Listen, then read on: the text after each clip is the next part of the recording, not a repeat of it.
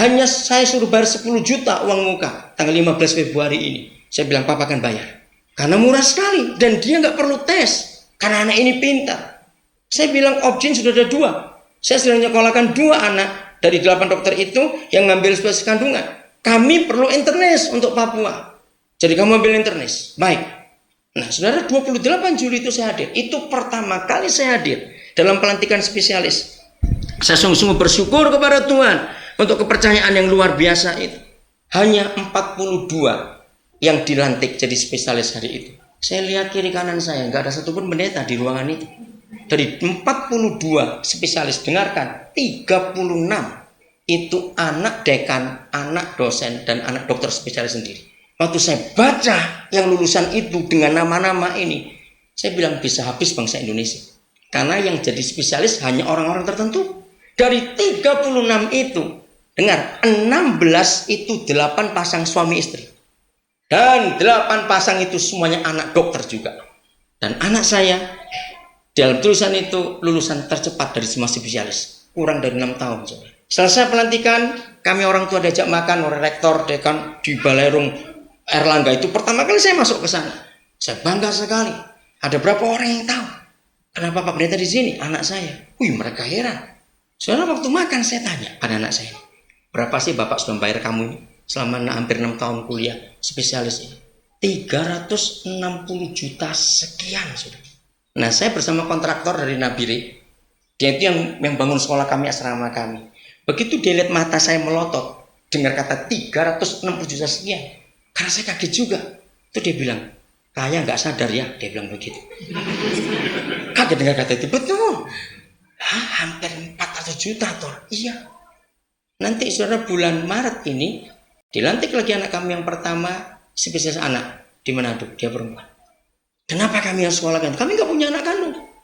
Saya bersyukur Tuhan beri istri saya bisa ngelola keuangan begitu baik. Bayangkan cuma hanya hasil persembahan khotbah, maaf saya berkata ini. Tapi istri saya hebat dalam mengelola keuangan. Enggak kami bisa nyekolahkan orang begitu banyak. Yang S1 sekarang itu kira-kira masih ada 60-an orang yang kuliah. Karena kami ingin mereka jadi guru-guru untuk memberkati Indonesia ini. Saya mau ceritakan ini kepada saudara supaya saudara tahu di dalam diri Papa kita ternyata masih ada yang tersembunyi begitu banyak. Belum yang di dunia ini, belum yang di luar dunia, belum yang di luar galaksi kita. Hai, sudah nggak tahu kayak apa. Maka itu mau sampai umur berapa kita belajar, nggak akan selesai. Tapi bersyukur Roh Kudus memberitahukan ini kepada kita. Oke, sudah percayakan kebenaran ini. Ayo kita lihat sebagai anak-anak Tuhan. Itu sebabnya mari kita rindu lebih hari lebih dalam lagi kita mengenal siapa yang kita layani itu sesungguhnya. Di dalam dirinya masih banyak hal yang luar biasa. Saya lanjutkan. Saudara, mari kita lihat ayat yang ke-9 di atasnya. Saya percaya di Alkitab saudara pasti ada coretannya ya, 9, 1 Korintus 2 ini. Yang ada coretannya coba senyum lihat saya. Oke, karena ini ayat yang enak sekali. Mari saya uraikan. Supaya setiap kita sadar. Tetapi seperti ada tertulis. 1. Apa yang tidak pernah dilihat oleh mata. 2. Yang tidak pernah didengar oleh telinga. 3. Dan yang tidak pernah timbul di dalam hati manusia. Semua itu yang disediakan Bapa untuk mereka yang mengasihi Dia. Amin. Mari kita lihat 3 kriteria ini. Apa bedanya belum pernah dan tidak pernah? Oke, gini. Tidak pernah didengar, tidak pernah dilihat, tidak pernah timbul dalam hati. Belum pernah didengar, belum pernah dilihat, belum pernah timbul dalam hati. Apa bedanya? Iya, kalau belum akan. Oke, kurang tepat juga. Begini yang betul. Kalau belum pernah, itu sudah ada entah di mana kita belum tahu. Tapi kalau tidak pernah, memang tidak ada. Oke? Nah, ini yang disebutkan oleh firman Tuhan, yang disediakan Bapa bagi kita, anak-anaknya yang mengasihi Dia. Siapa bisa menyebut dengan satu kata atau satu kalimat segala sesuatu yang mata tidak pernah lihat, yang telinga tidak pernah dengar, yang hati nggak pernah muncul, itu namanya apa? Bukan roh, jangan pakai istilah rohani Bu, yang umum saja. Apa? Mustahil, apalagi? Rahasia, apalagi? Sederhana aja, sederhana. Ada satu kata yang sederhana. Total baru. Loh, betul nggak? Kalau mata tidak pernah lihat, telinga nggak pernah dengar, hati nggak pernah muncul, namanya total baru. Baru, betul-betul baru. Nggak pernah ada di dunia sebelumnya. Katakan amin. Nah, ini yang Papa sediakan buat kita. Berarti, saudara, setiap saat, bukan cuma setiap hari. Dengarkan? Berarti setiap saat bisa muncul hal yang baru nggak dari Papa kita? Bisa, karena ini disediakan. Maka itu kalau dari minggu ke minggu sekian belas tahun, saudara cuma dengar khotbah yang itu saja. Betapa gobloknya kita. Maaf, ada hal baru. Kalau saya pakai istilah ilmu jiwa, ayat ini berarti kalau ada psikolog akan ngerti. Kalau sesuatu yang kita tidak pernah lihat, kita nggak pernah dengar, nggak pernah muncul dalam hati, berarti itu dalam istilah psikologi namanya surprise. Loh, betul? Nah, bayangkan kalau setiap saat kita dibuat surprise, oh ya, apalagi, oh, pasti awet muda dan panjang umur. Katakan amin. Karena orang surprise itu adrenalin akan baru terus. Kalau adrenalin baru terus tiap hari, itu darah kita hebat sekali. So. Ini dalam ilmu jiwa. Nah, Papa sediakan itu. Saya akan simpulkan kalimat ini sebelum saya lari lebih jauh. Maaf. Kalau saudara ke gereja, itu muka, mulut, dan mata enggak? Berarti khotbah itu sudah pernah saudara dengar. Cepat jawab, iya atau tidak? Kalau saudara goyang kaki, jam berapa ya? Berarti saudara enggak butuh khotbah itu. Karena apa? Sudah tahu. Katakan amin.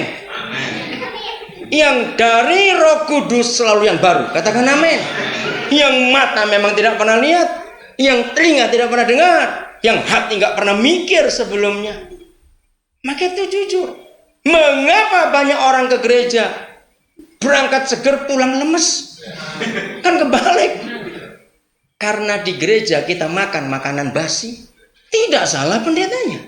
Karena dia sendiri. Kalau toh dipercaya yang lain, yang satu tim, yang sama semua juga khotbahnya. Maaf lagi sekali. Kita harus berani mempercayai orang lain. Harus. Kita nggak perlu tanya dari gereja mana kamu. Asal kita tahu dalam roh orang itu benar, silakan. Ini baru satu bagian kecil yang Papa sediakan buat kita. Masih banyak yang lain. Kalau ini tiap saat, nggak cuma tiap hari terjadi, wah hebat sekali. Saya lanjutkan. Terus bagaimana wujud yang sesungguhnya yang Papa ingin sediakan buat kita? Saudara, mari kita melihat 1 Timotius pasal yang kedua, ayat yang ke-7. Roh Kudus tolong kami. Untuk kami makin mengerti apa yang Kau sediakan buat kami dalam nama Yesus. Untuk kesaksian itulah, aku telah ditetapkan sebagai pemberita dan rasul. Yang kukatakan ini benar. Aku tidak berdusta. Dan sebagai pengajar orang-orang bukan Yahudi dalam iman dan kebenaran. Saudara, kita harus percaya bahwa gereja ditetapkan sebagai pemberita dan utusan, katakan amin, untuk menyatakan Tuhan kepada dunia ini dengan cara yang Roh Kudus kerjakan. Ya, percayakan hal ini? Gereja adalah ditetapkan sebagai pemberita dan rasul. Oke, Yohanes 14 ayat 26. Kita lihat ayat ini. Gembala-gembala, percayalah kalau jemaat kita suruh bebas mencari kebenaran, justru mereka akan lebih hormat kepada kita. Akan lebih hormat. Jangan takut, maaf kalau saya berkata. Jangan takut masalah keperluan hidup kita. Karena kita bukan hamba jemaat, kita hamba Tuhan. Kalau kita hamba jemaat, maka jemaat yang menghidupi kita. Kalau kita hamba Tuhan, maka Tuhan menghidupi kita. Dan ini bedanya. Hamba jemaat akan takut kehilangan jemaat. Kalau hamba Tuhan, nggak akan takut kehilangan jemaat. Karena hidupnya tidak tergantung oleh jemaat. Maaf saya berkata. Maka itu hamba Tuhan yang hamba Tuhan tidak akan sibuk masalah persembahan dan masalah perpuluhan. Karena hidupnya tidak tergantung oleh uang jemaat, tapi oleh Tuhan. Ini yang kita harus bedakan. Oke? Yohanes 14 ayat 26. Tetapi siapa? Baca baik-baik. Siapa? Penghibur. Baik. Kalau disebut penghibur, kerjaannya apa? Menghibur. Tapi aneh, penghibur bukan menghibur. Lihat. Tetapi penghibur, yaitu siapa? Roh Kudus.